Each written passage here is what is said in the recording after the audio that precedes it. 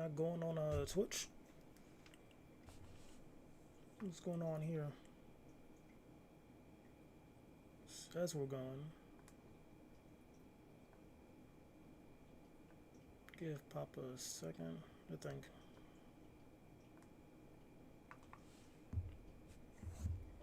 Shorty's just lagging out on me. How y'all doing though? It's going to be a quickie, as you guys can see right now. Oh, Twitch is good. Twitch is good. All right, but as you read from the stream on the YouTube side of things, it's going to be a quick stream. Won't be too long. I know I came on a bit late. Not like my early stream from yesterday. That was a vibe though, but we were chopping it up hard for like 4 hours too. I think we were vibing out. Sadly, like sadly my Wi-Fi or something's tweaking out.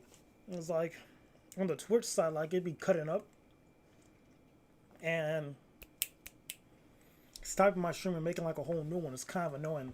So, but it is what it is though. We ball regardless. We ball regardless. Help me out there. Beautiful. As you can see, showered. You got crazy glue over here because I had to fix my glasses. You guys, those inverted. You guys can't tell. But like, oh fuck me, I just gotta take these off. No. So, with this, like it was broken. So I've been like using crazy glue to keep it intact and whatnot. And it looks pretty foggy and whatnot, but I don't care as long as they're like halfway hanging on and whatnot. And I'd be like extra careful because like putting on a t-shirt with my glasses on is gonna break it.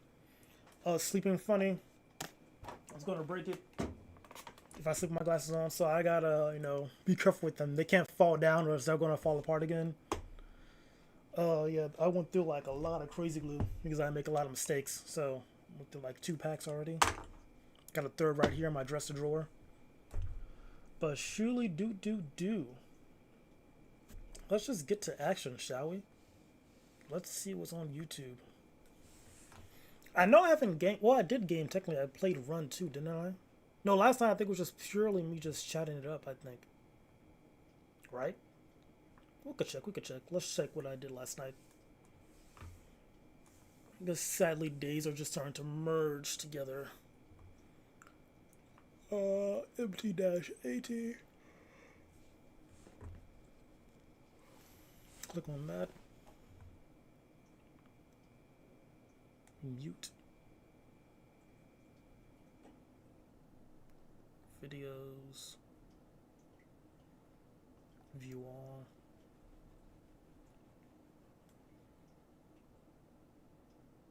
Okay, so on the 14th, I gained, but yesterday was just full on, just vibe out stream, which was pretty fun. Also, your boy didn't get copywritten the other day too with this. Well, I didn't get like a copyright strike, so that was a huge dubski right there. Huge.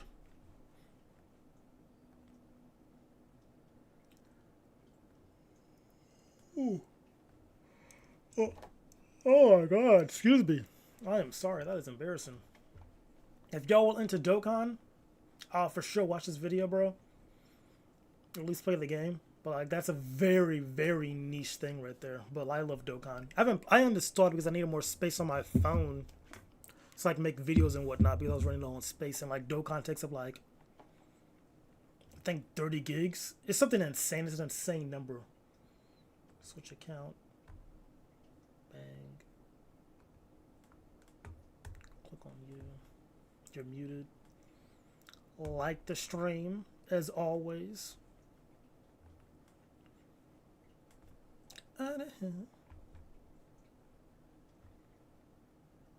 Get into Superman. 2-hour talk. Who's this guy? He's grinding too, Jesus.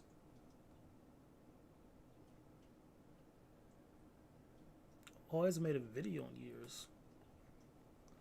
Oh, but he does lives instead. Okay. Oh, lordy.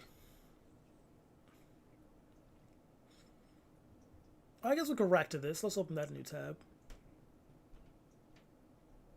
Mortal Kombat. Okay, we can watch that too. Can sedate you. Yeah, that is true. Could the Avengers stop Conquest?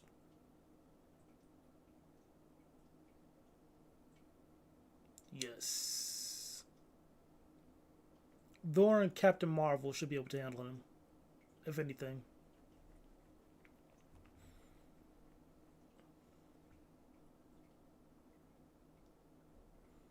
Anything else? How Sony outsmarted Pixar. I'm sorry, I'm really getting just like this Pixar stuff right now, bro. It's pretty interesting. We'll make that a new tab. Oh, also speaking of, you know what's crazy? We were just talking about a trailer for this movie, and it finally came out. I already watched it, but we could talk about it actually live with you guys together. We've done it, Mabel. Wait, no, did we watch this together? Just trying to think. Maybe we didn't. We'll watch it again and talk about it. I think this is very relevant. After years of work, this revolutionary technology gives us unprecedented access to the animal world. We put this into this. Yes, yes. This into this. This into this. So let me get this straight. You created a fake animal. Yes. Which makes the other animals think you're an animal. Yes. Guys, this is like Avatar. This is nothing like Avatar. Mabel, be careful.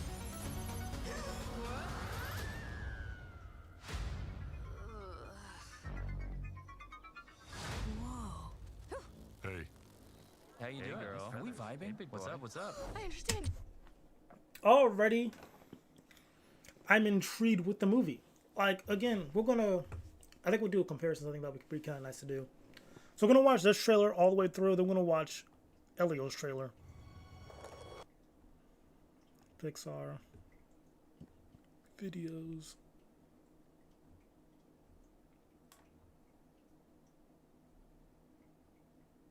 What was this called? Teaser trailer. So let's watch Elio's teaser trailer.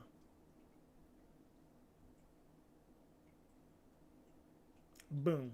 I'm going to watch this too. I'm just going to compare the two. But already, I'm already interested. Got a concept? Put your mind in a robot body. That's a animal. You can interact with animals. Pretty interesting concept already. I like it. Let's go with that. What you doing, lady?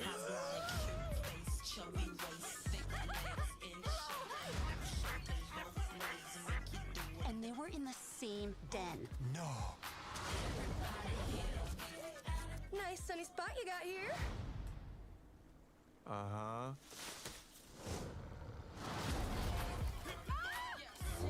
Lunchtime! Oh, no. Yay! No! Put him down! Okay, okay. Why? Huh? What? Why what? Why would I save his life? Yeah. Yeah, why would you do that? Wait, what? But she was gonna eat you! Well, yeah, she caught me. It's pond rules. Mm-hmm. Pond rules. Wait, I'm confused. How could you be cool with that? I mean, she's gotta eat someone. So, do you still wanna? This is weird now.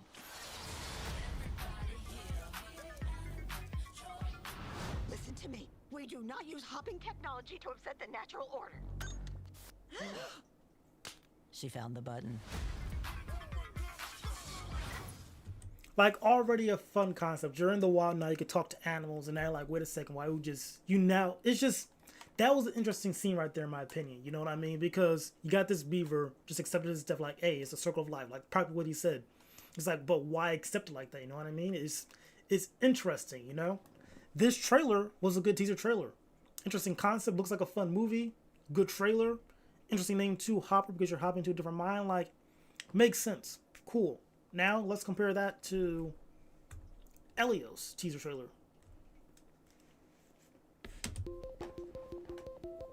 You need to meet people. Make friends. Your life isn't up there, Elio. It's down here.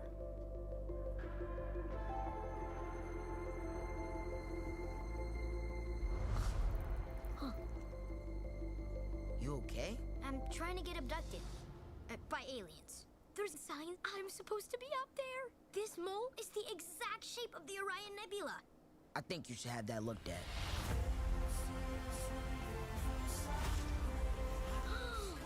Yes! I knew it! I knew it! I'm Questa, leader of GOM. Helix, leader of Aluvinum. And you're the leader of? Earth? Hear that, everyone? It's the leader of Earth. Uh-oh.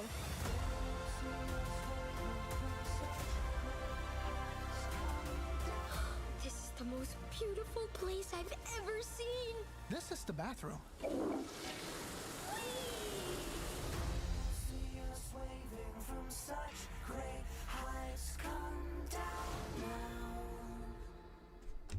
Now, is that a bad trailer?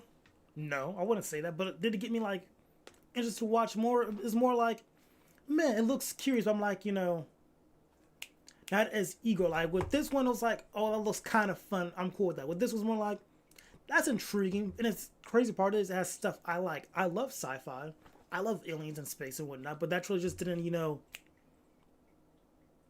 hook my attention. I was curious for sure, but I wasn't like, you know, eager to see what happened next with that movie. You know what I mean? I think it really is just, you know, trailers and whatnot. And the name too, Elio, I don't know, man. I do not know.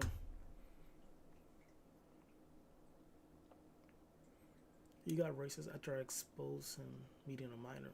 Crazy. Miguel, is that the same guy who made this one? Pause. That's 2 videos. Okay, so we could close that now. No, it was 3 weeks ago. It was, oh, we got trailers, my bad. Let's watch this trailer for Mortal Kombat 2.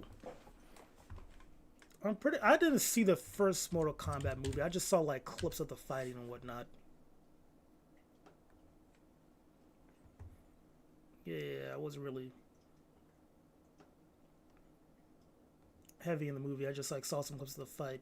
It was okay. That was it. Is this another one? L-cysteine monohydrochloride. Sorbitan. No, it's the same thing. Okay, okay. I'll check it out. From New Line Cinema, the studio that brought you Cool Hand Cage, Hard to Cage, and Rebel Without a Cage, comes Uncaged Fury. Starring Johnny Cage. It's showtime. They pissed him off. They fucked with his shades. They should have brought more guys. You should have brought more guys.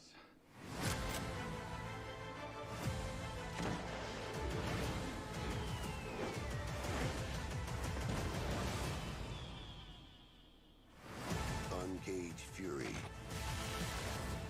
Coming to a theater near you.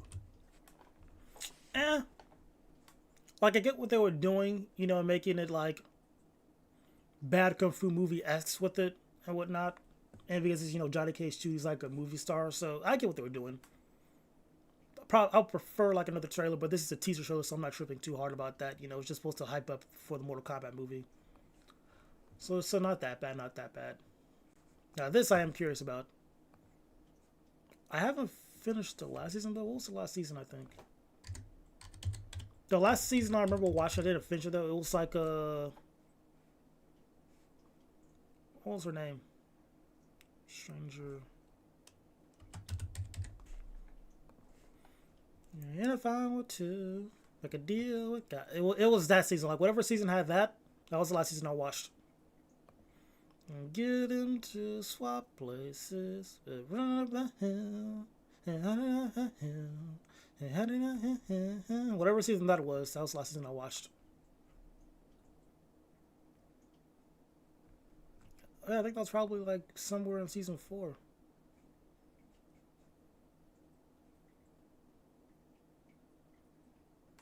And also it's like the Noah crying meme too.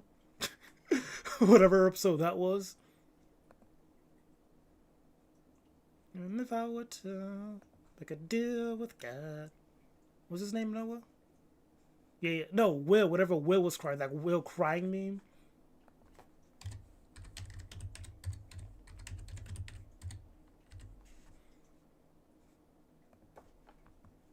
Yeah, this right here had a solid generation, had a solid run for sure. Not generational run, but solid. Yeah, back in 2022. Got you. 2022, bro. 3 years we got the new season, bro. That's insane work. 2025. And they're still breaking like 26? Do we gotta wait through December also? Like, why do this, bro? Why not just drop the full? I guess just to keep engagement with that. This already annoys me. Oh, I'm already annoyed. At least you get like 4 episodes. 4 more, 8 episodes. Gotta wait like a month though. I mean, I guess, whatever. Alright, let's check it out.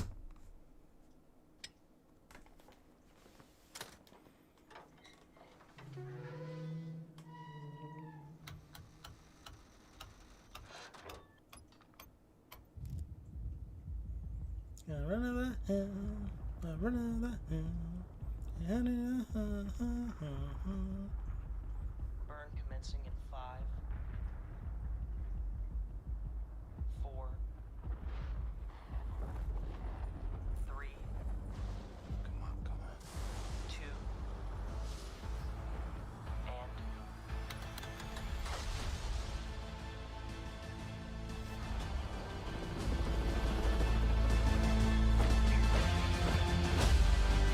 after what we've been through, this thing. Yeah, I gotta finish the last season now because I don't know what's going on.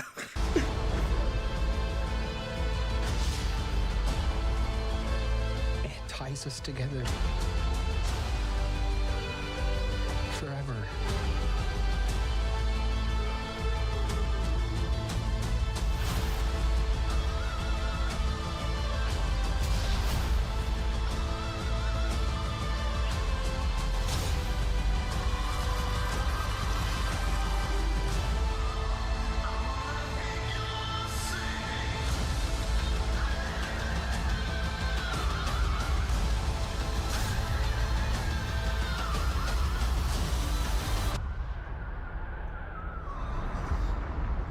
Wherever this blood leads.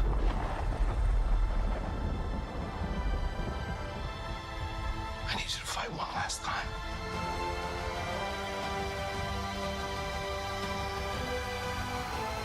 Let's end this, kid.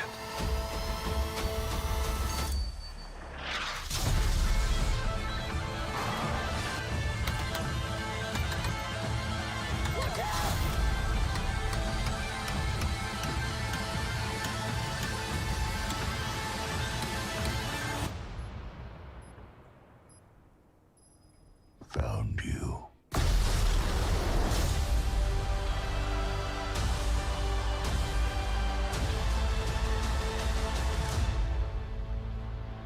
Like, this show really has been going on forever, bro, at this point. And I gotta wait till New Year's to fin- This is stupid. Well, New Year's is like, what, 5 days afterward? So that's, I'm not tripping too hard. Let me calm down. That's just like a week afterward for the final episode. But, jeez, bro, this show's been out since I was in high school, man. High school. I was 16 years old when this show started. It was pretty good, too, the first season. Season 2, they were actually doing, like, a good run. And season 3 hit 2016, 2017. 2-year wait. But, you know, that we're not tripping too hard about that. 2-year wait. 2017 or 2019. And COVID hit. So that was 2019, 2020, 21, 20. So 3-year wait right here. 2022. Then another 3-year wait. So yeah, that's just insane work.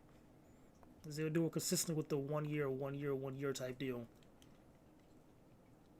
You know, back when shows used to be seasonal. You wait a year, get the show. It's cool though, it's cool. It is what it is. Alright. Is that a you? Let's check this out, I'm curious. How Sony completely outsmarted Pixar. Miguel Manara. Manura?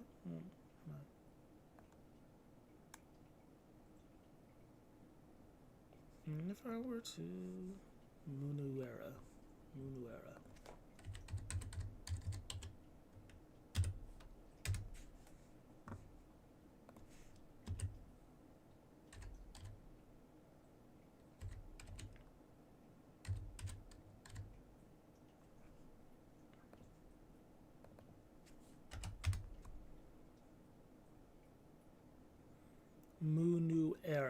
I need to hear that.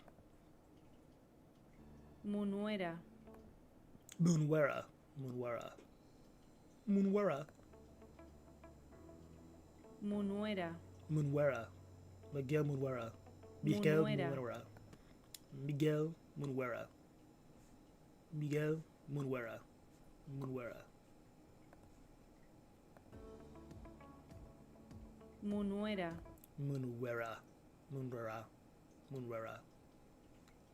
Munwera. Alright. Well, that's his name, Miguel Munwera. Old standard animation. But now their latest original movie, Elio, just delivered the studio's worst ever opening. While at the same time, Sony quietly dropped an animated movie about K-pop That was on Netflix though. But still, I get you. idols fighting demons, and it went completely viral. This isn't a fluke either. It's a sign of what audiences want from animation. How one studio is innovating and keeping things fresh, and another is slowly getting left behind. Yo, he is right. Wait a second, because what was it, Family vs. Robots?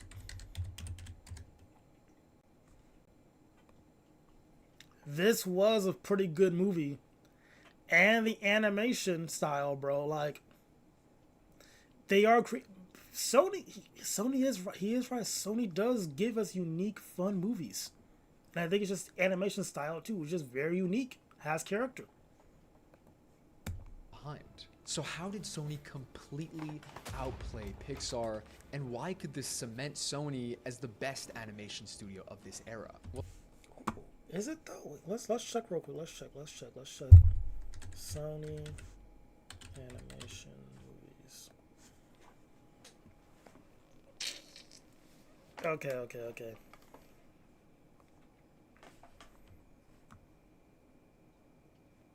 Open season was good. Surf's Up, yep. Open season 2 was solid. This was good. Okay. Yeah. You gonna watch that?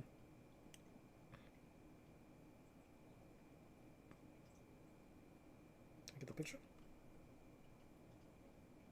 There it is. I vaguely remember this, but I did enjoy it. I thought it was pretty cool. This was nice. That was a good movie. That was meh. This was trash. Didn't watch that. Didn't watch that.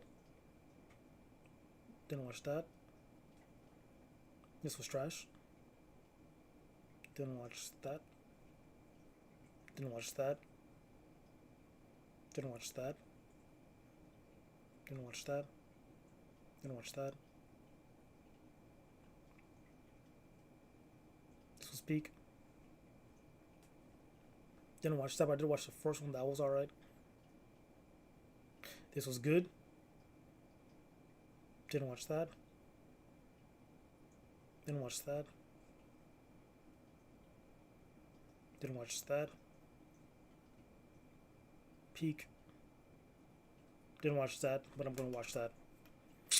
Nah, their catalog is iffy, for sure, if we're looking at it throughout the years. Very much iffy, especially like with their sequel era in like the mid-2000s. Because sequels were not hitting, for sure. Like, this was just absolute trash. Just felt like a throwaway. This looks like a throwaway movie. I remember hearing about this. I didn't watch it, but it looked like a throwaway movie. This just looked like this was. I think just throwaway. Is this not like? Did this not have Adam Sandler still? Yeah, animated. Didn't watch this. Yeah, their catalog is iffy, bro. I wouldn't say it's peak.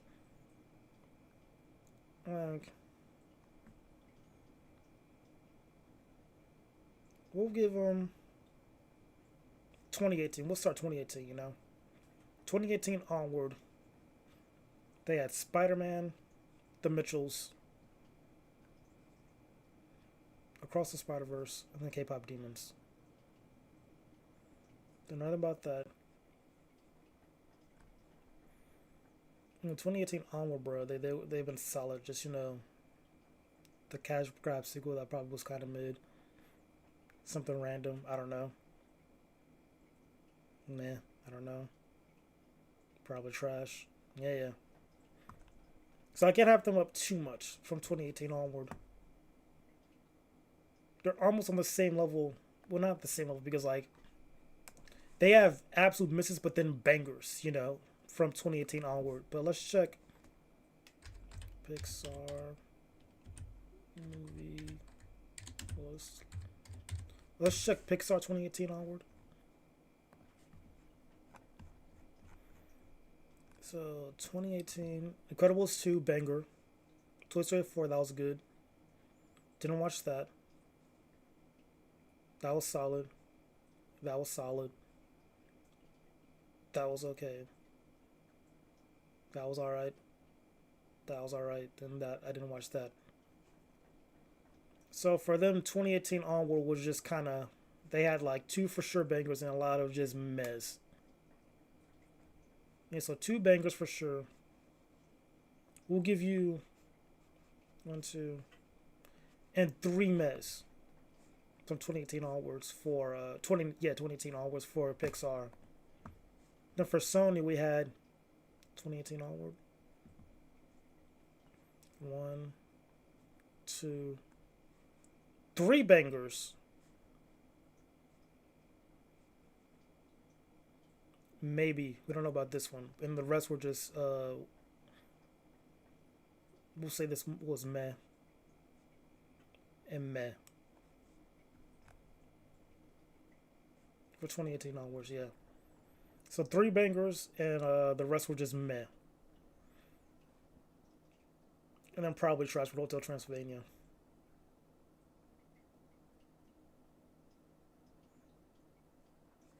Yeah, so they're kind of tied. A little bit tied. Well, it all starts with a creative disaster behind the scenes at Pixar that no one seems to be talking about. But we'll touch on that about the director. It's no secret that Pixar. Yeah, we know about that, ladies and gentlemen. We were locked in. What was it? The other night, doing our research and whatnot from other people, hearing things behind the scenes. We know what happened. Pixar has been in a massive slump, but the extent of the slump surprised even me when I started looking into it. Since 2020, Pixar has released 6 original animated movies. They've actually really been pushing original animation in the past 5 years. But here's the problem. Every single one of them has flopped, with the exception of Elemental, which barely turned things around, and Inside Out 2, which is a sequel. Now, don't get me wrong. I personally loved some of these movies. Soul and Luca are genuinely beautiful. Those are solid movies, as much as I yes. enjoyed them, I have to be honest, they just haven't stuck with people the same way other animated movies have. When I watched them, I thought, damn, that was pretty nice. And then I haven't thought of them since. Meanwhile, Sony, a studio that used to be seen as chaotic and inconsistent, has been totally rewriting its reputation. Yes, they gave us the Emoji Movie, which I know some of you loved, but since 2018, they've given us 4 bangers. Spider-Man Into the Spider-Verse, Spider-Man Across the Spider-Verse, Mitchells vs. the Machines, and now K-Pop Demon. So 4 bangers, yeah. I said 3 for sure from Sony, but I didn't know about this one. I haven't watched it, so I can speak on it. Hunters. Each of these movies feels distinct, artistically bold, confident in its tone and identity. And they truly last in people's minds. People talk about them. That is true, because rewatch value for sure. Because I watched the Mitchells like maybe 2-3 times, because I watched it one time by myself. I talked with my family. Spider-Man, I saw that like a bunch of times in theaters, at home and whatnot. So yeah. Quote them. People become so passionate about these movies. Not just for the stories, but also because of the innovative, insane visuals. So do you guys see what's happening now? They've completely swapped roles. Where Pixar was thriving in the 2000s with original... That is true, bro. Pixar, they were having fun with it. It felt very artsy. It was Pixar back in the day, bro. They were moving like Michael Jordan. That's what they were, like Michael Jordan. And now we're on, let's say Sony's like Steph Curry. Do you want to say Steph Curry? We'll say Steph Curry. Unforgettable storytelling. Now their originals are struggling to leave an impression, while Sony's are hitting harder than ever. This hasn't been luck, it's been strategic. Sony's one of the few studios that seems to understand how modern audiences engage with animation. They don't force everything into theaters, they use streaming when it makes sense, and most importantly, they don't shy away from weird, high concept, internet friendly ideas. They lean into them. Step into Wix Studio and handle every part of your build. Bro, I will say, Mitchells vs. Machines, like that is a heavily sold movie, bro. Like it does not get enough. It doesn't get talked about enough, in my opinion. Especially when it came out, though, because that was just a really good movie. Block you, thank you. They actually let their creatives tell the stories that they want to tell with minimal executive oversight and control. So when you see Pixar quietly release Elio, a heartfelt, imaginative movie that barely got a reaction, and then see Sony drop a wild K-pop Demon Slayer movie that dominates Twitter, Spotify, and Netflix's global top 10, it's a reflection of two very different studios moving in very different directions. So let's talk about the most recent example of that divide. Pixar's latest original movie had heart, cute animation, and was a family-friendly story. It's not that the movie's actually bad at all, but what most people don't know is that there was a disaster behind the scenes that led to this box office nightmare. See, the Elio we're all seeing on screen tells the story of an awkward, lonely kid who accidentally becomes Earth's ambassador to a galactic council of aliens and makes friends. The original director, I wanted Elio to be queer-coded. Is this? I had some crazy glue on my finger. I didn't notice, so right now when I scratched it, now I gotta peel this off.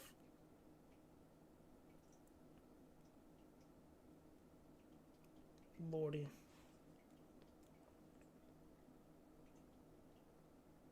Yeah, peeling off crazy glue dry and not under a sink, bro, that is a bit rough.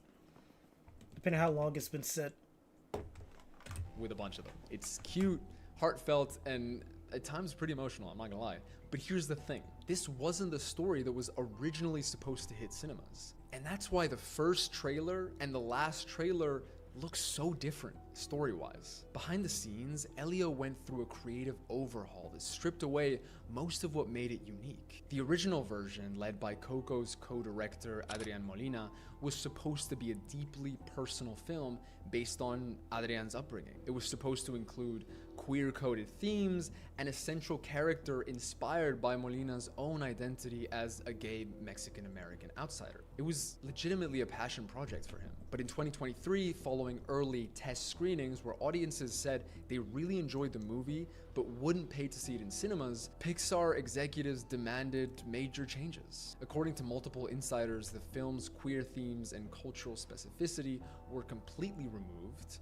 Molina ended up stepping away from the project after being hurt by the feedback and disappointed with all the changes. And that resonated throughout the studio too, as a lot of people supposedly left the project because of how unhappy they were that Pixar completely destroyed this beautiful movie. Voice actors were also recast, and directors Domi Shi and Madeline Sharafian were brought in to reshape the tone and direction of the movie. What had started as a bold, intimate story became something much safer and way more familiar. Elio's original story apparently had so much more personality, heart, and beauty, but Pixar didn't want that version. They refused to let the director tell his story. And the thing is, this isn't the first time Pixar has had an issue with queer representation in their movies. In 2022, Pixar employees wrote a letter claiming Disney reportedly cut nearly every moment of overtly gay affection from their films. So Pixar execs have taken matters into their own hands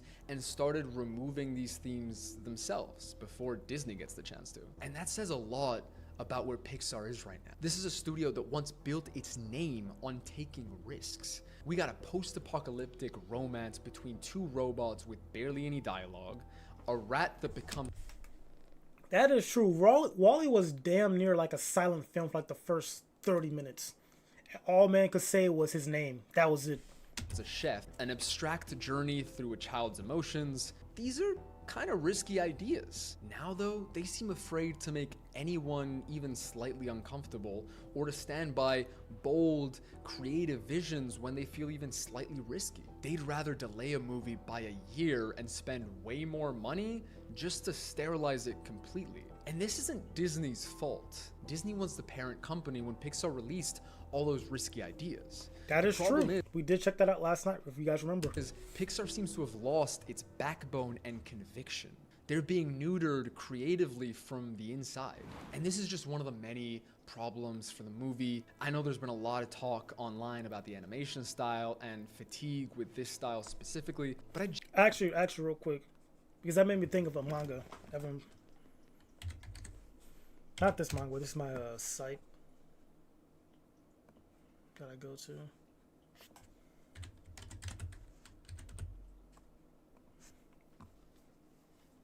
April 6th, March 10th. So they are dropping chapters again. This manga, oh my god, like the anime itself too, like has a very engaging story, but at the same time, I think the the author himself is kind of creepy because he kind of like sexualizes the kids at times, bro. It's super weird. It's like, bro, what are you doing? And I really dislike that like heavily. Like if you watch even like the anime too, bro, like it's really insane. And it's like, this is such an interesting story, but you yourself are doing like these other things that just like totally unnecessary. Like this still does nothing for the plot. It's like gross fan service and it's insane work. But the story's like fantastic though. Genuinely don't think that's an issue. If a story is great, boring animation won't hold it back. The reason why I thought of that was because when I saw like, what shot was it? Like them traveling that area, it kind of reminds like the abyss and like how vast and like almost alien looks at times. That's why that popped up in my head. The problem is the story is far too familiar, sterile, and plus it's like this whole town like kind of monstrous too, and like Elliot was a kid also kind of like, well, these are aliens, but like in the manga, it's like a town like practically these like mutant monsters and whatnot. So like it was getting like the same vibes, like him traveling down, seeing like this whole new world almost on the flying saucer almost. But you know what I mean. Well, you don't know what I mean, but that's what I'm trying to say. Emotional beats as most Pixar movies. It sometimes feels as if they're forcing you to feel something in key moments. Apart from that, despite being a big budget original, Elio was given a surprisingly soft marketing push. There were trailers and posters, yes, of course, but no real buzz at all. Although it's impossible to find the marketing budget, a lot of people had no idea it was even in cinemas. That just goes to show the marketing was frail at best. Compare that to Lilo and Stitch, which was literally all over everything at all times. Pixar clearly decided Elio would do poorly and just wanted to cut its losses. This is Pod 5, the first fully immersive sleep system. Intelligent. That is true. And then companies do kind of just, let things die off at the wayside. That is very much a thing. Came the icing on the cake. The release timing. Elio was released during one of the most competitive weekends of the year, especially for family-friendly movies. It had to compete directly with How to Train Your Dragon and the Lilo and Stitch remake, both massive box office. Y'all really put Elio against Lilo? Y'all want this movie to fail, bro. That's insane. hits. Elio was buried from day one, basically. The result? Elio had legitimately the worst opening in Pixar's history. And even though it got really strong reviews, that simply didn't matter. Very few people were enticed to go watch it because the animation looked the same, the story didn't seem as special, and it's in cinemas with other great family movies. So as a parent, why would you spend your money on Elio instead of Lilo and Stitch, which you know for sure your kids will like? At the end of the day, Elio was a disaster because of what happened behind the screen. Pixar has become a studio that avoids any risk like the plague, rather than letting their creatives tell the stories they want to tell. Which brings me nicely to the studio that does exactly that. Sony Animation. See, Sony released a movie that, unlike Elio, has completely taken social media by storm. K-pop Demon Hunters is the kind of movie that, on paper, should have been a mess. A group of K-pop idols who moonlight as demon slayers? You cannot tell me that doesn't sound like a weird-ass concept. And yet, it became one of the most successful animated releases of the year. Not in spite of its nicheness, but because of it. And even though it was originally meant to be in theaters, Sony premiered it directly on Netflix, which is definitely a crime. But it worked, because within 48 hours, it was #1 on Netflix's global top 10, and by the end of the week, it had reached the top spot in 33 countries and was the top 10 in every other country. It's gotten more than 60 million views in 3 weeks, which puts it on track to have one of the best first-month viewership of any Netflix original movie ever. They're mind-blowing numbers, but honestly, the real explosion happened with the music. Like any great animated musical, K-pop Demon Hunters did not treat music as an afterthought. It was the core of the experience. So I think I sing in this movie, bro. We'll see. Like with musicals, I either really like them or they're like very trash. Like I'm it's not that. I'm very critical of musicals. That's what I should say. Because like I grew up on that. I watched them with my mom and my brother all the time. So like I love musicals. So when I see a bad musical, I get upset. Like I have high expectations when it comes to musicals, bro. Like we're talking about like my standards from when I was like a child. Chicago.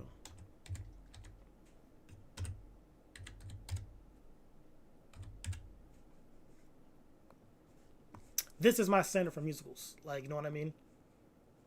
Like stuff like this. That's why Disney Channel movies, I enjoyed those as well, because like they were fun musicals and whatnot. They were decent, but good musical right here. You know what I mean? This is like the first standard of like, this is like my first one. I was a kid, watched with my mom all the time. So yeah, this is where I'm coming from. So when I hear something's a musical, whether it be animated, live action, like I critique, I listen, because I like music. Partnered with real K-pop heavyweights, including Teddy Park and Grammy-nominated producers who've worked with BTS, Blackpink, and Twice to create 2 fictional idol groups, Huntrix and their rivals, the Saja Boys. The team really poured everything into making these songs genuinely catchy, fun, story-driven, and lyrically creative. And it paid off.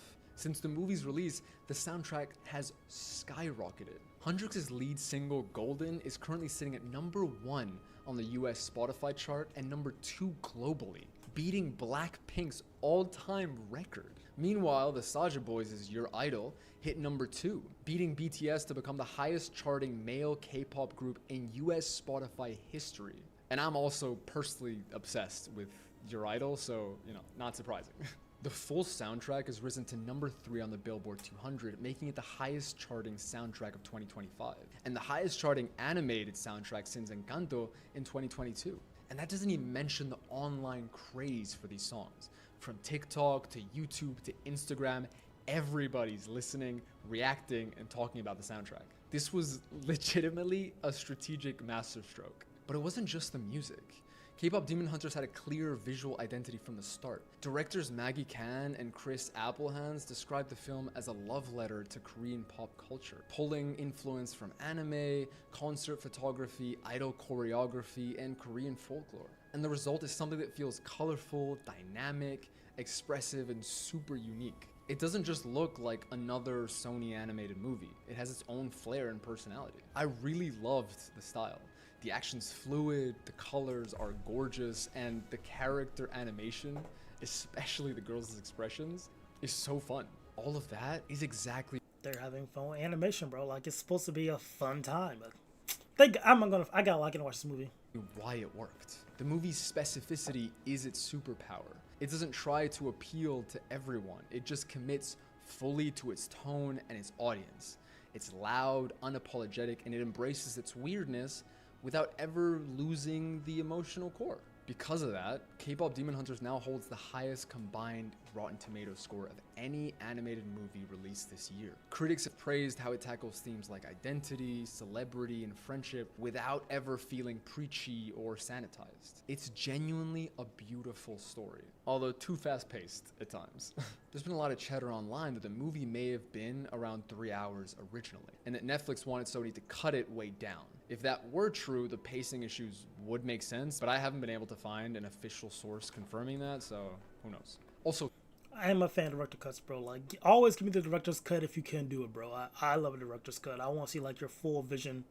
I'm always down to watch a 4-hour movie, all right, if it's good and if I like it. Spoilers. Pause. We don't want spoilers. I'm trying to watch this. I am so done. Well, actually, at this point, we kind of get it. What Ghibli understands about evil. But yeah, solid video. Check man's out. Give him a like and follow, you know? Help man's grow. He's an up-and-coming YouTuber, it seems, on his grind. Respect. We gotta support the small YouTubers, guys. You know, you gotta support them. Ranking villains by their chances of beating Frozone.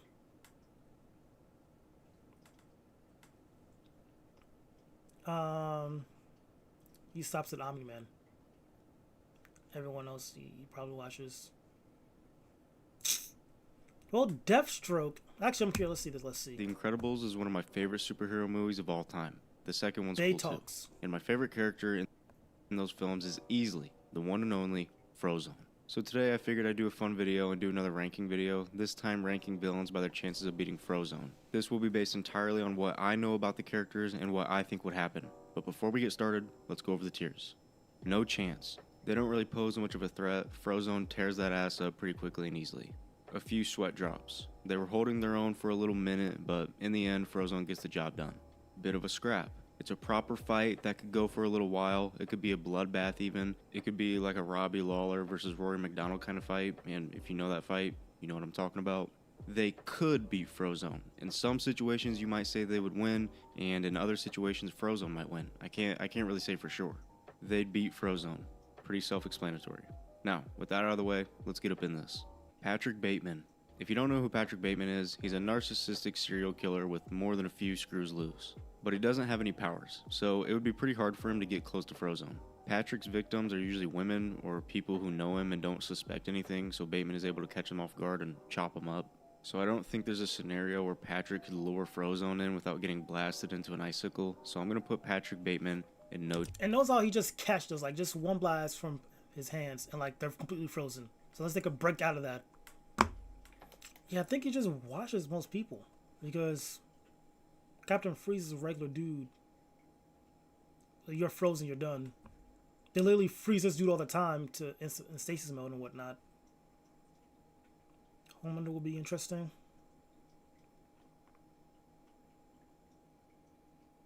Might give him the edge. Don't know who that is. Ice villains work good against the Flash and whatnot. They literally are like a good counter. But then the Speed Blitz and whatnot, so we'll just say Zoom because he's a speedster. Or Reverse Flash, I mean not Zoom. Omni-Man is Omni-Man, bro. That's not fair. Darth Vader probably beats. I don't know, man. If we're doing movies, for sure. Comic books, probably in the air. I don't know. Deep gets taken out. Megatron. They were holding Megatron back in the first movie, just, freeze him in stasis mode. So, yeah, Megatron was literally frozen to death in the Antarctic. So Megatron loses too. I don't know what he could do. He's a good assassin, so he gets to jump on him maybe, but he could freeze bullets still mid-shot, as we saw in the clip. So I think he probably beats Deathstroke, but, it's going to be a fight. The Deep really has nothing going for him. So I think the people just beat him for sure. Omni-Man, Darth Vader, Reverse Flash, Homelander. Alright, that's it. Chance. I think even if Frozone did come over to Bateman's for a drink, he would just smell the psycho off of him. And if Bateman tried anything stupid, he'd just get turned into ice without ever even getting a chance to kill Frozone. Deathstroke. If Deathstroke was hired to take out Frozone, I think it'd probably be Raps for him. Deathstroke wouldn't be stupid enough to get into a range where Frozone could freeze him. I think Slade would keep his distance and just snipe him from afar. If it was a closer range fight, I think Frozone would be able to freeze him into an ice cube. Not because he's the better fighter, but because all it takes is one ice blast from a distance to freeze him over. Frozone's actually pretty powerful and he could probably freeze over an entire small city if he wanted. But I think Deathstroke keeps his distance and just smokes him with a sniper, so I'm going to put Deathstroke in they'd beat Frozone. Green Goblin. Now if Green Goblin busts these out, it's over. There's nothing he could do. But he only used those things, I think, one time, and they've never been seen again, so I'm just gonna assume he's out of stock. Now, if Big Dick Defoe came after Frozone just like he did Spider-Man, you saw in Incredibles 2, when he blasts you, you go flying like 30 feet and then freeze over. So I think he could blast Goblin off of his glider, but I think so. Even if Green Goblin gets back up and starts launching pumpkin bombs, Frozone has lethal aim with the shits and could probably freeze them all mid-air before they ever blow up. So I'm gonna put Green Goblin in a few sweat drops. Hold on, let me explain. I think Frozone would be able to blast him off of his glider and then keep his distance and freeze him up before Green Goblin could do anything. Green Goblin is strong, but I think Frozone could keep him on ice until they get him behind bars. So that's how I think it would play out. Darth Vader. Let's be honest, Darth Vader would absolutely murk Frozone. There's really nothing Frozone would be able to do. Before he can even try to freeze him, Vader would have him by the balls while using the Force. So I'm going to put Darth Vader in they'd beat Frozone. The Joker. Now, the Joker by himself isn't going to do much. He'd get turned into an icicle real quick, but I could see him hiring some muscle to kidnap Frozone's wife, and then use his wife to lure Frozone in. Now, I could say Frozone could just call in the Incredibles and they could all just fuck up Joker and whoever he has with him, but I want this to be just about Frozone. He's going to be pissed and turn that whole place into a winter wonderland while he's trying to save his wife. So I'm going to put Joker in a bit of a scrap. I think this would play out like some epic John Wick nightclub or warehouse fight scene where Frozone comes in and just starts murking people, but I'm not 100% sure he'd come out on top because Joker probably has some disgusting backup plan, but either way, the fight would be epic. So I'm going to keep Joker in a bit of a scrap. Captain Cold. I'm going to be honest, I don't care that he was working the Flash. That shit's just bad writing. What?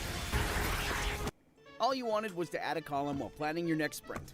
Maybe it's time to move to Monday Dev. Here are 5 Monday... You serious? Frozone doesn't need a freeze gun, and he's just significantly better and would fuck Captain Cold up. So, yeah, he's going in no chance. Omni-Man. Now, this seems pretty obvious. Omni-Man is significantly more powerful, and you'd be right. So Omni-Man's going in, they'd beat Frozone. Michael Myers. Michael Myers is a decently durable, strong, and menacing killer, but he walks slow as dick, and he's only fought regular humans. And in that trash final Halloween movie, he got beat up by some kid in the sewers, so yeah. I think Frozone ends him pretty easily. Michael's only chance that he has is to sneak up on Frozone while he sleeps, but I'm assuming they keep the doors locked, so he'd hear Michael breaking in, and he could just freeze him over and call it a day. So I'm going to have to put Michael Myers in no chance. I really don't care that he's strong in a horror film. Frozone would only need to blast him once for it to be over with. The Winter Soldier. In Captain America the Winter Soldier, we saw Bucky snipe Fury from a distance, and similar to what I said about Deathstroke, I think Bucky would do something similar. He would probably smoke Frozone from a distance without him ever knowing he was being hunted. So I'm going to put the Winter Soldier and they'd beat Frozone. Obviously, if this was close range, it'd be a better fight, but if I had to bet, I'd say Winter Soldier would just be creeping in the shadows for the kill, so he's going to keep his distance. Ajax. Ajax has increased strength and I think durability, but his big thing is that he doesn't feel pain. But that's not going to help when he gets frozen over and shattered into 1,000 pieces, so I think Frozone would be able to ice him up before he gets in a range to do anything. And you might be thinking, well, wouldn't he be able to snipe Frozone from a distance? I never once saw him attempt anything like that in Deadpool, and he also seemed like a cocky douche, so he'd probably want Frozone to know who killed him, so he would want it to be a close range fight. So I'm going to put Ajax in a few sweat drops. I think he might be able to evade a few ice blasts, maybe dance around for a little bit, but Frozone would probably keep his distance and ice him up. I would even contemplate putting him in no chance. You know what? Sure. We'll slap him in no chance. Put him down it's just him by himself, so Frozone would probably work him. Let's not forget, ice powers are OP. Elsa was not goofing around in the Frozen films, and we saw how powerful she was. And Iceman's an Omega level mutant, so Frozone has to be up there. The only reason Ajax No, just because they all have Iceman on the same level, bro. Like, Elsa for sure is watching Frozone, and Iceman, if comic-wise, he's watching probably both of them. lasted so long in the Deadpool movie was because Deadpool needed him alive. So this might be controversial, but I'm keeping Ajax in no chance. The T-1000. Now the T-1000 is scary, and it put that work on the Terminator, Sarah, and a young John Connor, but we saw it had a weakness when it got froze over.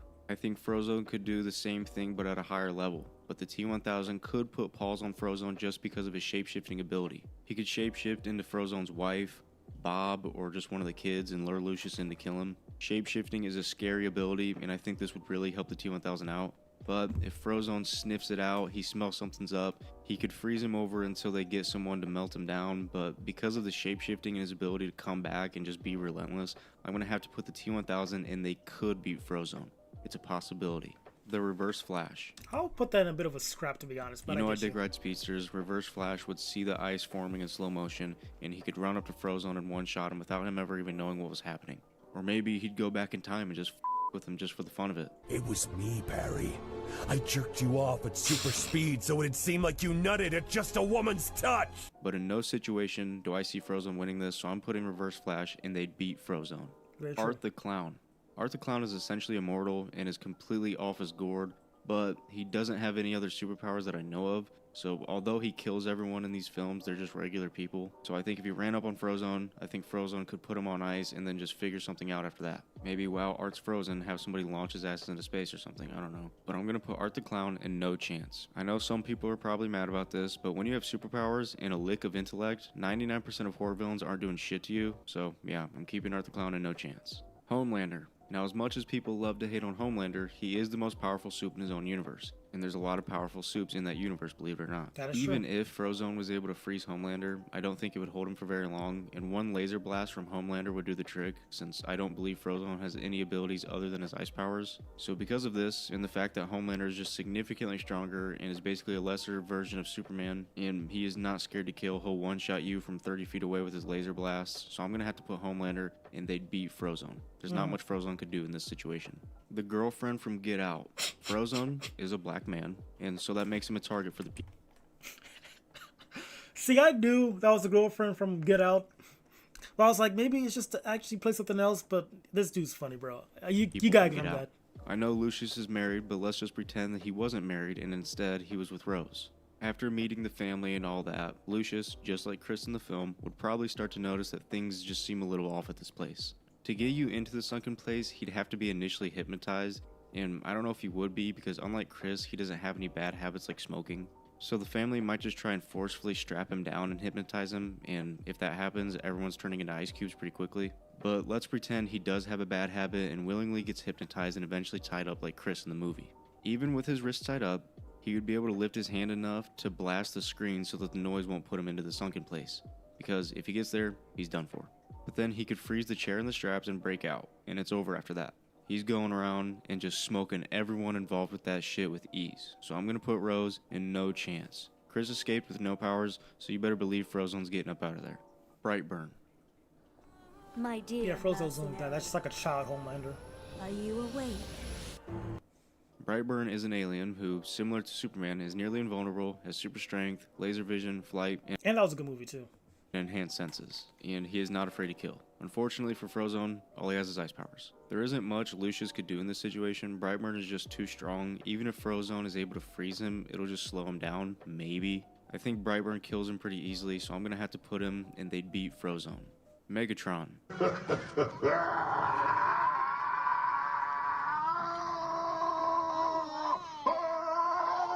Now at first this might seem like an easy dub for Megatron, but he can actually be frozen. We saw this in the first Transformers movie.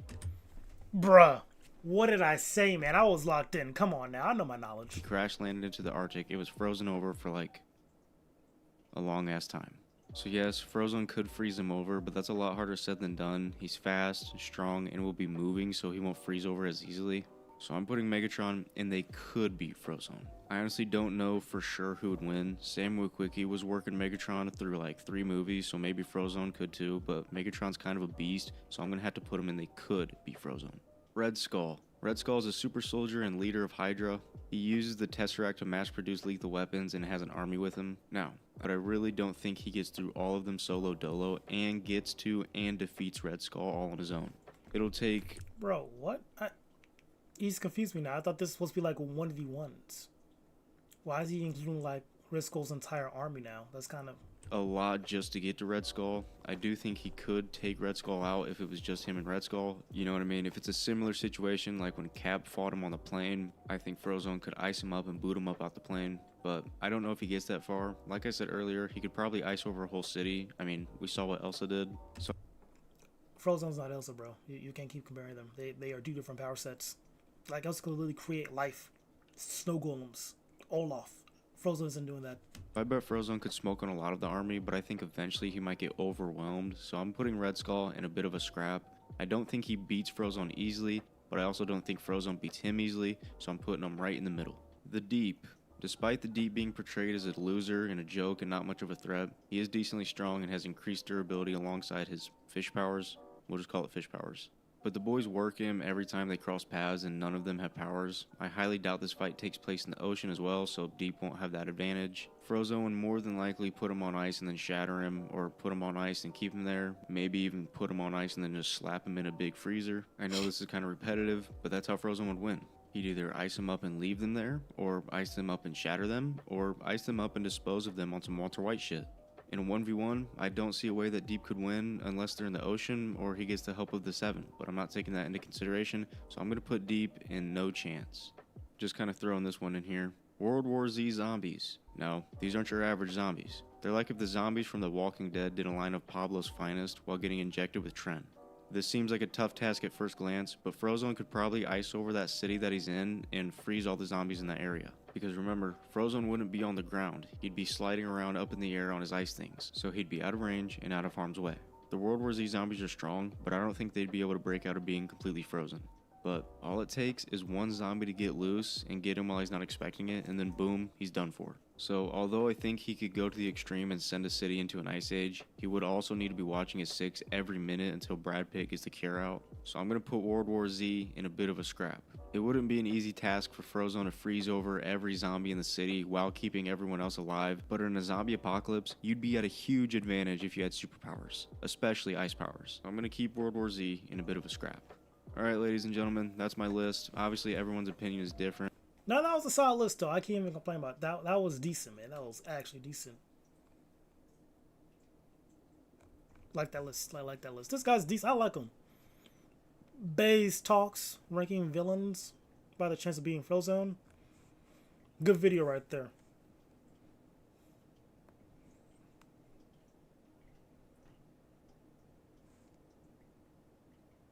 Ooh, I actually want to hear the respect because literally,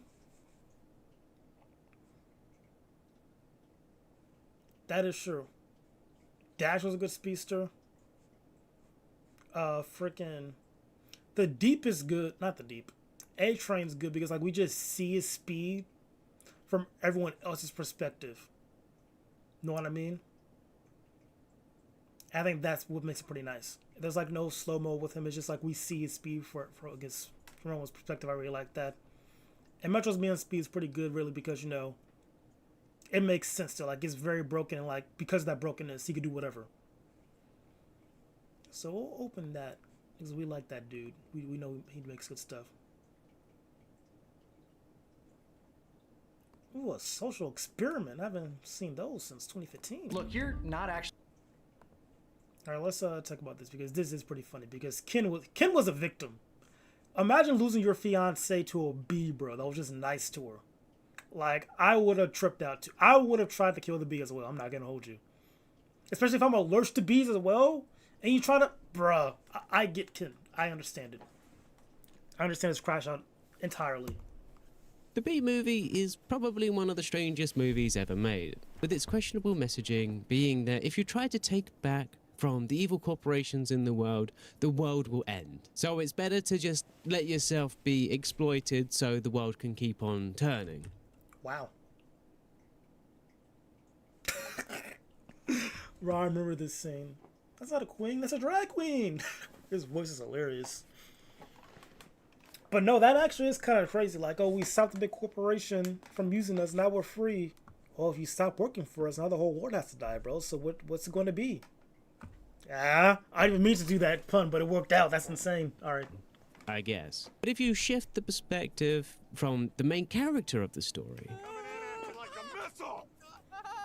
and instead focus on the secondary villain, it becomes a story about watching your girlfriend get seduced by a bee that nearly destroys the world. But to understand this, let me just put you in his shoes. So imagine that you are Ken something, a normal regular human in a normal regular world. You love tennis and yoga, two things that you like to do with your girlfriend, Vanessa. You also have a multitude of special skills, and you kind of have a bit of a competitive streak. But hey, that's just who you are. One day though, you're playing tennis with Vanessa, and you're absolutely smoking her. Just as you get to match point, you hear a cough, and you get thrown off your game. And, well, that was just weird, wasn't it? Anyway, the weather takes a turn for the worse, so you and your friends head back to Vanessa's, which is probably the most aggressively 2000s thing about this movie, that a single person can afford a flat like this in New York City without needing to share. But that's just normal. But what isn't normal is your new resume, a fold-out brochure that you are super proud of and you want to show to all your friends because it is an innovation in of itself. Even my top 10 favorite movies. What's your number one? Star Wars? Nah, not go for that. Maybe after all these years you could finally get a job. I mean, every time you have a wonderful interview and... When I walk out of a job interview, they're flabbergasted. They can't believe the things I say. Clearly, they just can't handle how magnificent you are. And I mean, you are literally the guy that... Yeah, I predicted global warming. I could feel it getting hotter.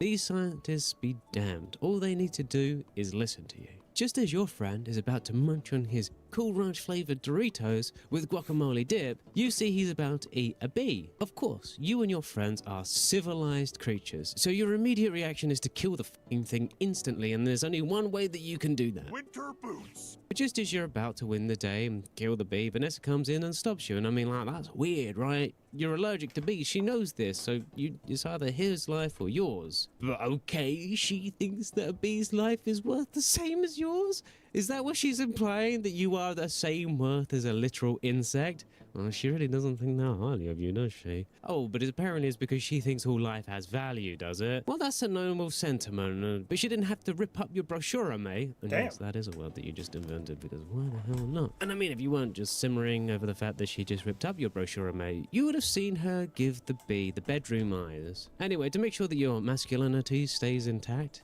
you tell your friends you weren't scared. You just didn't want a puffy face. Bye, Vanessa. Vanessa next week, yogurt night. Yeah, sure, Ken. You know, whatever. She kicks you out. Straight up. Gets rid of you. Whatever. So you go do your stuff. And I mean, it's very unclear what you actually do that isn't tennis and job hunting and yoga. So a week goes by and you go to Vanessa's shop to have yogurt night. You attack at the point of weakness. But it was my grandmother, Ken. And I mean, Vanessa just does not understand. You're a winner. Doesn't matter if they're 18 or 80. You're going to take advantage of any weakness they have and crush them. 81. Honey, her backhand's a joke. I'm not going to take advantage of that. But that's when a bee said... Okay. Means maybe forget how much of a douche kid was this movie, bro. Beating a granny at tennis and bragging about it is insane work, especially if it's your girlfriend's grandma too. Lord in heaven, this guy. It's working. Like a talking bee, the same bee from before. And Vanessa is treating this like it's the most normal thing in the world. Oh god, hang on, not only does the bee talk, but she wants to help him soothe the human race? Like, excuse me? Huh? And then she escorts you out of the shop. She wants to sacrifice yogurt night for a bee. Oh, why is yogurt night so difficult? Bro, this movie was such a treat. Shut up. So you walk home. doesn't really seem like she cares about you all that much when you think about it. It's like she's just using you for your body and discards you the morning after all when she has no use for you. And all you want to do is have a cute yoga night and watch shit movies. It's a shame. All women think about is sex. But then one day you're strolling along and catch a TV on the sidewalk. You don't really watch the news unless it's something to do with Wimbledon because you think it's kind of cringe. But then you see that the bee is in the courtroom and they are actually suing the human race. But what you don't understand is why Vanessa is on the lawyer table with them, whatever that thing is called, I don't know. And not with the audience. Huh? She's not a lawyer, she's a goddamn florist. Why is she there? But anyway, she's still supporting this beat, and that's something going on, isn't it? And they you just can met, by the way. smell it. And then they had the audacity to sue Sting for his name because it's offensive to them. Like, what? Like, okay, sure, why not? So you decide to go to Vanessa and get caught up in traffic. You were a bit late, but that's okay. She's probably waiting for you. But that's when you walk in at the two of them cheersing over a candlelit dinner and roses. Like, what the Want all this to go to waste, so I called Barry. Luckily, he was free. Uh-huh. You just happened to call the guy that you've been with for the last few days in the courtroom, and he just happened to be free. Mm-hmm. I mean, like, she is really giving him the bedroom lies. And, like, what's next? Romantic flyovers? A honeymoon? You know what's going on here. This bee's trying to steal your girlfriend. And, like, this is the bee that's trying to sue your race. This bee is ruining your life. So, I hear you're quite a tennis player. I'm not much for the game myself. I find the ball a little grabby. So then they have the audacity to say that... Nah, bro, you gotta box. You gotta box. Like, it's just a pride thing at this point, bro. Like, a man just comes down nowhere, eating dinner with your girl and whatnot. Like, bruh, it's rough. Eating with chopsticks is not a special skill. Like, come on, man, eating with chopsticks is hard. I let Barry borrow your razor for his buzz. I hope that was all right. And you just cannot have that. And Vanessa had let it slip a few days ago that the bee's weakness is Italian Vogue. And just, luckily, Vanessa had that lying around after finding that fact out. So you try to run a little cheeky 1v1 with a little turd, but it barely goes the way that you're expecting. Something stinks in here! I love the smell of flowers. Turns out a bee is pretty nimble when you're trying to set it on fire, but then you fall into the shower and you get a genius idea. Bees hate water, so you spray the little bastard and it falls in the toilet. Well, well, well. A royal flush! But then it learns to surf a nail file and splashes you in the face with water. Like, bear in mind that together those things barely displace water, so how they manage to produce that level of a splash, you don't know. But now you have to question everything. A few days ago, the world was normal. You were showing Vanessa how great you are at tennis by ruthlessly destroying her mum. And now there's a talking bee taking your girlfriend and suing your species. And, I mean, at this point you have to question whether or not, like, there's some kind of psychosis going on in the world. How is this normal? How are people just accepting a bee sue the human race? What? Dirty yellow ring! But that's when Vanessa comes in to save the bee, and she is taking his side, apparently. That's ridiculous. It's a bee. You are her boyfriend. Time? What are you talking about? Are there other bugs in your life? No. So you storm out, but not before you want to get your last word in. I prefer sugar-free, artificial sweeteners made by man! Yeah, they might give you cancer, and yeah, they could be worse for you than sugar, but hey, artificial sweeteners, they're the nuts. No wonder they're in just about everything. But you continue to watch the trial. You turn into a bit of a hate watcher. You watch this bee really doing its best to destroy everything. And they win from a literal smoking gun. Right. And I mean, it was close, all things considered, especially when the human lawyer got stung by one of the bee people, but they still won. Well, whatever, I guess. You didn't really like honey all that much anyways, so... Take him out. But then, time passes, and the flowers, they start to die, and you sort of revel in that fact, because that bee took away Vanessa's livelihood. She definitely chose wrong. She could have had you and yogurt night, but now she gets bees and dead flowers. Dang, that is true. And I mean, like, what do they even talk about? Nectar? Pollination techniques? How does that even work? How does the sex work? Does she use him like a bullet vibrator? How do they avoid... Oh, you know what? You don't want to think about that because that's not something you want to imagine. But then it gets worse. The flowers keep dying, and it looks like a world without bees is actually going to fall in on itself. But isn't this just like honeybees? Isn't there like a million of other species that also pollinate, like butterflies, hummingbirds, as well as a shitload of other insects? And the world is going to die because one species said they didn't want to do it anymore? Sure, I guess, why not, right? So then you hear about the last ever flower show on the news, and I mean, well, that's just peachy, ain't it? The world is actually ending because your girlfriend caught feelings for a bee. How do you explain to someone that she literally chose somebody with a shorter expiry date than a yogurt? But then you hear that the bees took the pollen from the flower show and pollinated the world.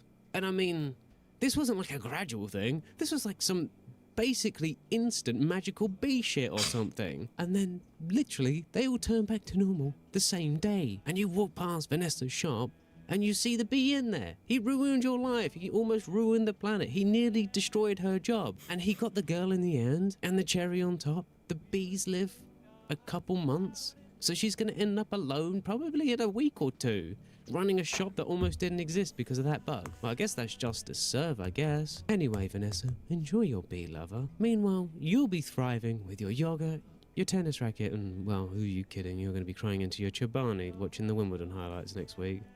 Anyway, thank you for watching. Nah, not a bad video, bro. That was a fun time. I like that. I like that. Gnomesy, check him out. He's doing big things, big things. Kung Fu Panda. A little bit on.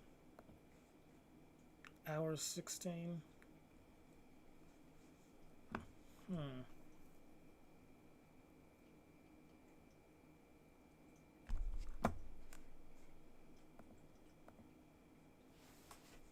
Is this not caught up? Oh my god, yes. That's behind.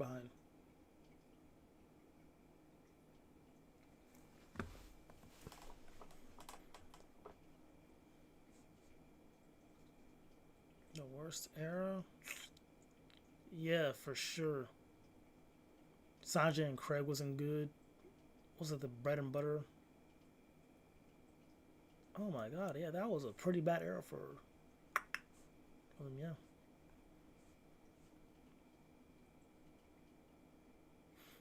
Oh, this seems, because this movie right here was actually, I really liked the movie as a kid, bro. Yeah, 2010, yeah, this, because I used to make like a Sorcerer's Circles 2 when I was trying to learn magic. I was trying to learn how to become a wizard or whatnot, because this movie,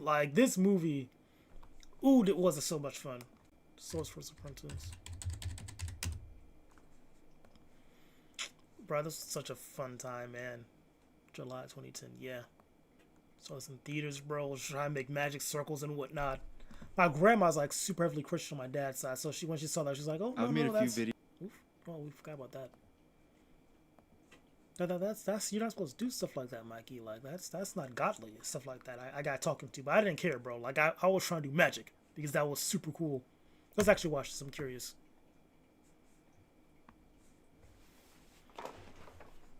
None of the above. Franchise. And in the early 2010s, a category of films popped up that Disney accidentally created. A category I like to call the failed next big thing. These are movies that Disney dumped a lot of money and advertising into in order to start a new film franchise. And with most of these films, it was trying to recapture the magic and success that the Pirates of the Caribbean films captured. There's tons of these films that were pushed every... Ooh, well, Prince of Persia was that good, but you want to know what was good though?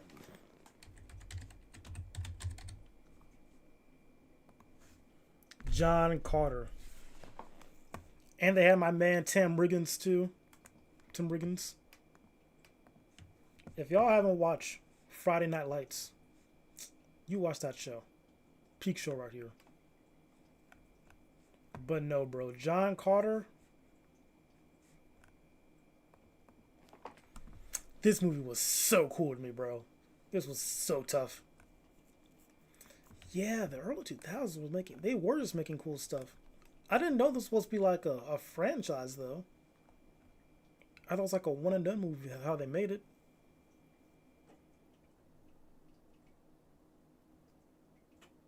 And Prince of Persia, that was whatever. I wasn't really too much into that. But these two, Wait. They had Dr. Octavius in this movie? I had no idea. That's actually crazy.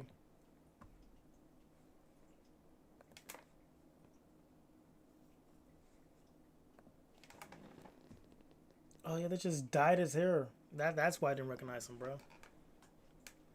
Yeah, but this movie was peak. Like, actually a good time. And I guess, looking back at it, I did become a physics major too. I didn't even realize that. And he was like heavy into physics as well in the science. Oh my god. The more you know. Anyway, let's get back to this. Everywhere in the hopes that they would catch on, but when audiences didn't really react, they were tossed away. Never Put these on now. They're just annoying me. Feeling young, but they treat me like a OG. to be thought of again. At one point, Disney was trying everything in their power to make these films happen.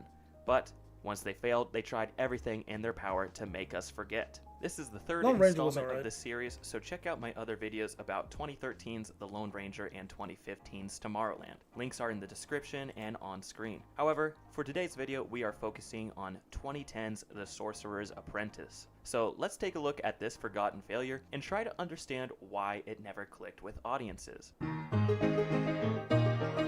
With me. The concept for this film actually originated from Nicolas Cage, who had the simple idea of wanting to play a sorcerer in a movie. He brought up this idea to producer Todd.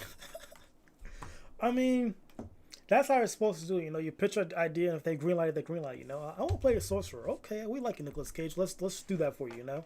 Gardner, who suggested they could take the Sorcerer's Apprentice segment from the film Fantasia and expand it into a feature-length film. Fantasia is an iconic early Disney film that features an anthology of different animated scenes set to classic. Fantasia 2000, beautiful. Love that.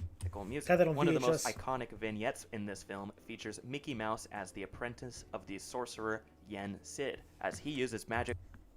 Yen Sid, wasn't his name? Oh yeah, his name was just Disney backwards. Yeah, that's why. To try and get chores done, but it ends up backfiring on him. So this idea was taken and brought to big-time producer Jerry Bruckheimer, who Cage had worked with several times in the past. Since Bruckheimer had a past with Disney, having worked on the Pirates of the Caribbean franchise, he was able to get the project greenlit with the company. Director John Turteltaub was then brought on to the project, who had also worked with Cage in the National Treasure franchise. Also pretty good franchise.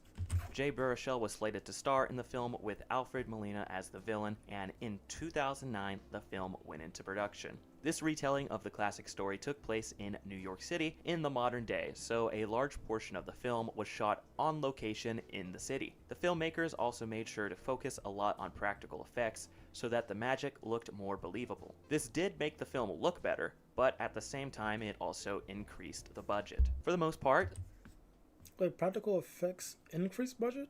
I thought wouldn't that save money? Over like CGI and whatnot? Maybe I'm tweaking. Filming was uneventful and went by quick, except for when the set ran into trouble on May 4th of 2009, when a Ferrari that was being filmed in a chase sequence lost control and ran into a restaurant in Times Square. 2 pedestrians were injured in the accident. However, in this behind-the-scenes video, it's alleged that this particular pedestrian that was hit by the pole was actually faking it. Either way, it was reported that both pedestrians walked away with minor injuries. The film debuted on July 14th, 2010. In its opening weekend, it came in third at the box office with a $17 million gross. It grossed a total of $63 million in the US during its entire box office run and $151 million worldwide for a combined total of $215 million. This may sound like a lot, but you have to consider that the budget of this film was $150 million, not including marketing. Most films have to double their budget in order to break even, which this film did not do, unfortunately. This means that the sequel that was teased at the end credits was never followed up on, and this film was quietly tucked away. Not enough people showed up in the theater to give this film the support it needed, which of course begs the question of what went wrong.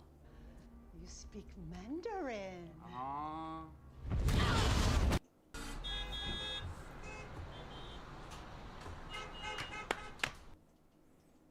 Bro, like, I hate how, like, the movies I really like as a kid just failed because, you know, money and whatnot.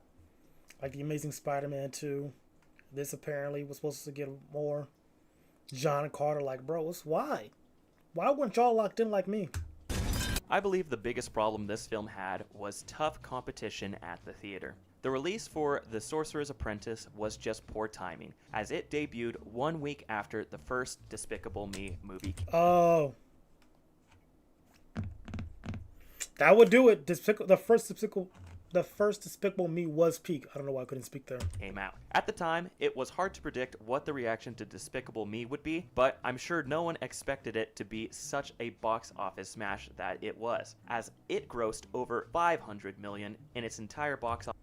The Minions were a sensation too, bro. Like, yeah. Office run and led to countless sequels and spin-offs that we are still getting today. But the most important part is that Despicable Me swept up the intended audience that The Sorcerer's Apprentice was trying to pull. The Sorcerer's Apprentice was also entirely buried by the release of Inception, which also debuted a few days before.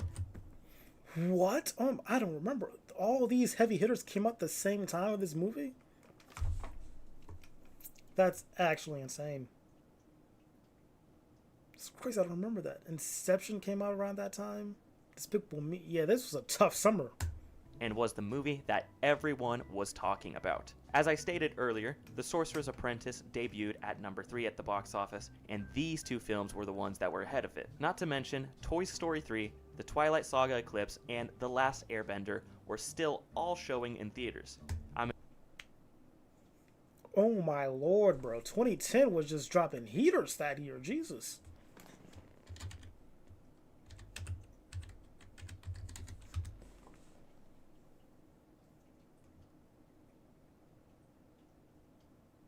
Clash of the Titans.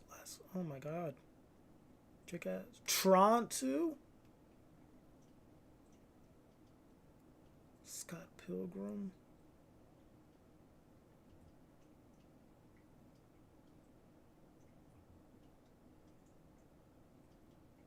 Yep, Inception did come out.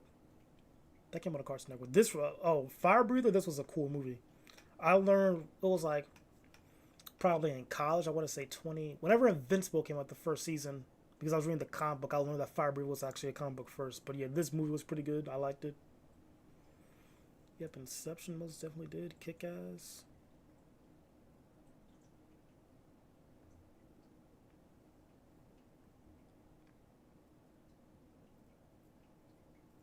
Yeah, 2010 was an insane time.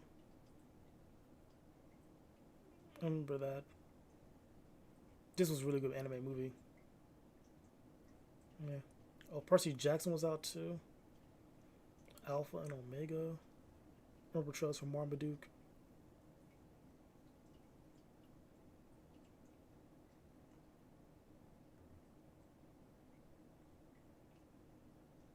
Nice throwback. Watch the Dawn Show, I remember that.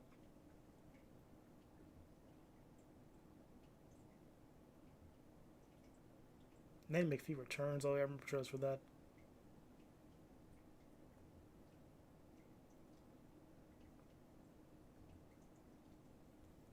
Oh, Mega Man came out that year too? Yeah, 2010 was... This was such a heavy year for movies. Bro, what happened? Nowadays, I feel like we're barely getting stuff movie-wise.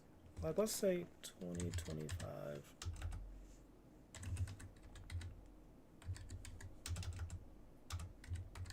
Because right now, for sure, I know Superman was peak.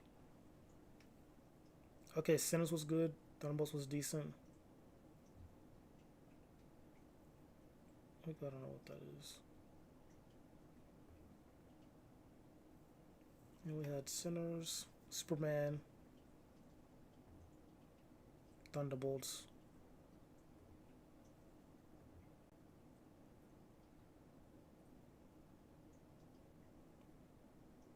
Oh, that 28 Years Later, that was decent. Popular 2025 movies. Didn't watch How to Train Your Dragon, but I heard that was decent. Megan, did that come out yet? And that dropped too. That was good. Apparently, don't know yet.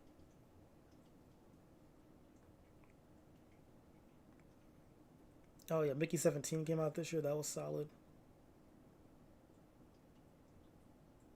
Then we're also gonna get a Fantastic Four later.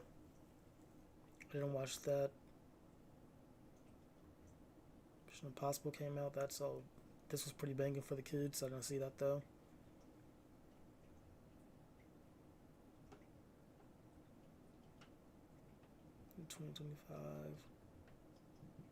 Okay, 2025 so far has been, you know, it's been okay. It's been okay.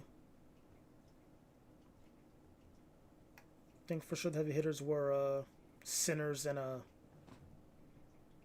Superman.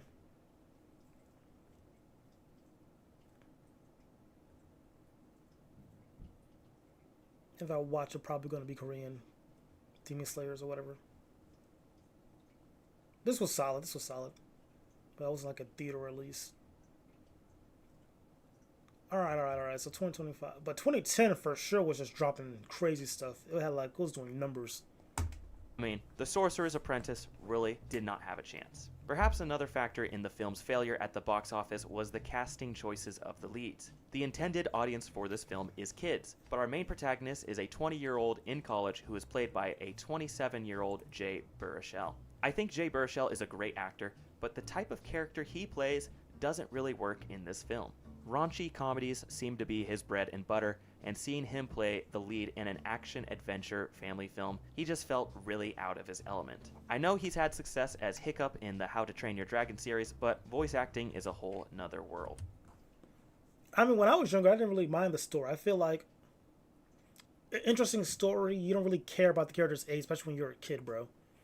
Like, Superman's like a whole adult, Batman's a whole adult, but we don't care because we just like the character, you know? So, it really just depends on the story and like how it's told. If you want to transport the audience to a world of magic and wonder, kids have to see themselves in the characters on screen, and they won't be able to relate to a college student and his struggles. The opening of this film has a flashback scene of our main protagonist at 10 years old, and I think if the... Okay, so we know you're gonna watch this demo at double speed. All software engineers do. Buckle up, we're keeping it quick. Here are 5 Monday Dev...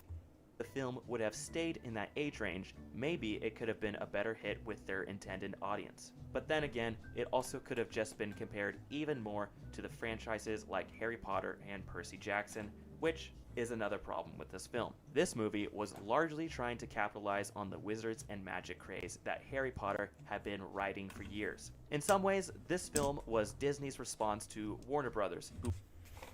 But it was unique enough, though, that didn't feel like a complete copy-paste to me. Like, you need like your ring and whatnot.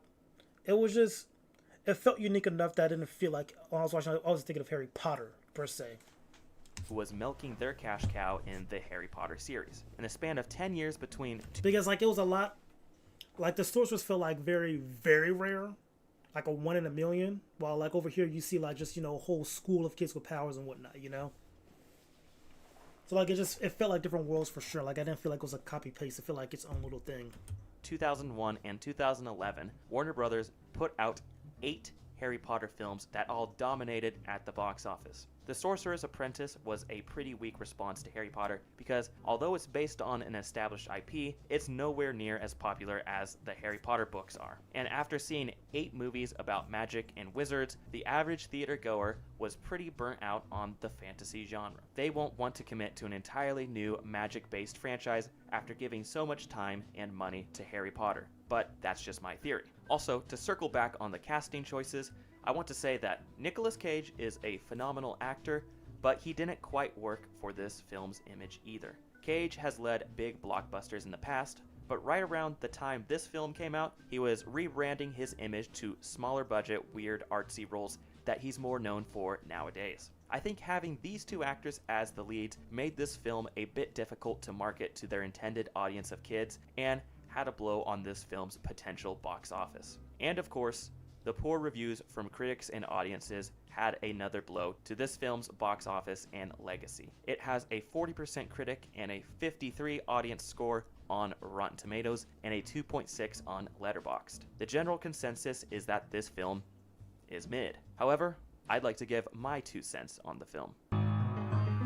What are your thoughts, Kid? Yeah, I agree with the general consensus on this one. It's mid. This is yet another Disney film that lands in the category of passable. Just like my thoughts on Tomorrowland, it's not the worst movie in the world, but it's also not good. I was really digging the first act, but as the film went on, it just felt like it was running on autopilot. This is because the second act pretty much just treads water the entire time. The whole film revolves around two different pairs of wizards who are trying to get a hold of a magical doll that contains an evil witch who can destroy the world. This worked for the first act because both pairs were racing against each other to try to find this object. But at the end of the first act, our main characters get their hands on it, which means the momentum of the plot just halts. We then spend the next 30 minutes with our main character as he trains to be a wizard and tries to woo the love interest, while the main villains just make plans in the background. This is where the movie really dips in quality, because there's no forward momentum in the plot. It feels like the movie is just buying time until something interesting happens. And by the time something does happen, the plot just repeats itself as the heroes and villains fight over the doll again. For a movie that has 5 different writers credited, the actual script is pretty basic. It's so simple and predictable, hitting all the beats that you would expect from a family adventure movie. There's nothing that separates this film from the others in the genre, and it really blends in with the crowd. The main emotional climax of the film and the key to Dave's character arc is his relationship with Becky, but this whole romance subplot feels very rushed and half-assed. We are meant to care about their relationship, but the film never gives us any reasons to. It seems like this romance plot was just thrown in to broaden the film's appeal, since every blockbuster is required by law to have a romance subplot for some reason. Also, the comedy in this movie did not work for me. There were a lot of jokes in this movie that were just painful, and the dialogue overall was pretty cliche, especially the dialogue surrounding the romance plot. The plot and script is the weakest link in this film, as the performances and action set pieces are pretty fun and entertaining. These were my favorite aspects of the movie. The film has a lot of practical effects that look super good, and many of the spells used were pretty creative. Although the CGI was rough in a few spots, such as the dragon fight, I'd say it was solid for the most part. I know I said that the casting of the leads was a poor decision, but that's just on the marketing side. I actually really liked Nicolas Cage and Jay Baruchel in this movie, as they gave commendable performances as our main leads and seemed to have pretty good chemistry on screen. Alfred Molina is also a blast to watch as the main villain, as he is chewing the scenery and having fun. And even the great Rowley Jefferson has a cameo in the film. Rowley was in this movie, bro. What? Don't call me. Don't come by my house. We're done. I saw that movie in theaters with my family. And when that scene happened, I kid you not, my mom started clapping her hands. It was so embarrassing, but so funny at the same time, bro. Like, man. The film has its flaws, but I don't think it deserved to crash and burn as badly as it did. But then again, when you have a budget of $150 million, you have to be a hit in order to make some money. And that's $150 million in 2010, by the way. Adjusted for inflation, that budget would now be over $200 million. Just like Tomorrowland and The Lone Ranger, this film had potential to be great, but it dropped the ball and ended up blending in with the crowd of other failed Disney products. However, I was actually able to watch this movie on Disney Plus, which was nice since Tomorrowland and The Lone Ranger are only available to rent on Amazon, which I'm still mad about, by the way. There was great effort put into this film to create the next big thing, but tough competition at the box office, hard to market stars, and audiences growing burnt out on the fantasy genre led to this film bombing, which is a shame because I know there's quite a few fans of this movie out there who would love to see a sequel. But it didn't quite make enough money for the mouse to give it the go-ahead. So that's the story of The Sorcerer's Apprentice, Disney's failed next big thing. What do you think of the film? Not a bad video, once again. What's this? Ice and Heart Productions? That's the name right there. Good video. And on that lovely note, on that note, we'll just add these to the list. Things to react to. Boom. Then we'll add this to the list as well. Bang, bang, bang. Drop that. How y'all liking the stream? Y'all loving it? beautiful. We're still doing good over here, swag. Alright, alright. And on that note, thank y'all for tuning in for the stream, bro. As always, this is a good time. A fantastic time, actually. It was a quickie, I know, but I got stuff to do in the morning, sadly. You know how life is. And it was my tweet for coming on a bit late, but you know me at this point. Come on now. But yeah, thank y'all. You will catch me tomorrow. Tomorrow's Thursday. You catch me tomorrow. Yeah. Okay, on that note, catch y'all later.